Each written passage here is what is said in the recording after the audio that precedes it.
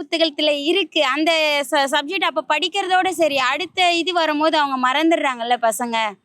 அது அது அப்படியே நமக்கு திரும்பி திரும்பி வரணும்னா அதை நம்ம எப்படி ஞாபகப்படுத்திக்கிட்டே இருந்தா தானே.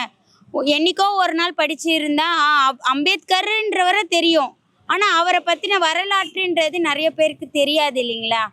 அதனால நம்ம அடிக்கடி அவங்கள பற்றி சொல்லி சொல்லி கொடுத்துட்டே இருந்தால் தான் பசங்களுக்கும் தெரியும். இப்போ எனக்கு கூட அந்த அளவுக்கு தெரியாது. அம்பேத்கர்னா தெரியும், என் பசங்களுக்கும் அம்பேத்கர்னா அவரை பற்றி தெரியும், படிச்சிருக்காங்க. பட் ஆனால் அவரோட வரலாறுன்னா அவங்க சப்ஜெக்டில் வர பாயிண்ட்ஸ் ஞாபகம் இருக்கும் போது சரி, அதுக்கப்புறம் பசங்களுக்கு எதுவும் தெரியறது இல்லைல்ல. அப்ப சார் இப்ப வந்து விஜயும் அதுதான் அவரோட போட்டோ வச்சுதான் பண்றாரு. ஆமா. திமுக அதிமுகவும் அவங்கள வச்சு பண்றாங்க. ஆ.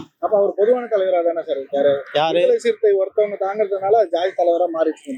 அவங்க வந்து அந்த கட்சிக்கு வந்து அவங்கள சுவீகாரம் பண்ணிக்கிறாங்க அவங்கள. இல்ல சார், எல்லாருமே யூஸ் பண்றாங்க. பட் எல்லாரும் யூஸ் பண்றாங்க. பட் அவர் அந்த கேஸ்ட்ன்றதுனால அவர் வந்து அதுக்கு இன்னும் என்ன ஒரு 2% எக்ஸ்ட்ரா எடுத்துக்காரு, அவ்வளவுதான். கோவை மூர்த்தியார் கட்சியில இருக்காங்க, எல்லாருமே வச்சிருக்காங்க. இவ்வளவு வச்சிருக்காரு, நம்ம சீமானா வச்சிருக்காரு, எல்லா கட்சியுமே இருக்கு. ஆமா, அவர் ஒரு பொதுவான தலைவர் தானே. அவரு பொதுவான தலைவர் தான். தலைவர் நீங்க அதுதான் இப்ப வந்து அரசியல் கட்சிக்கு அதை முத்திர குத்திட்டாங்கன்னு சொல்றேன்.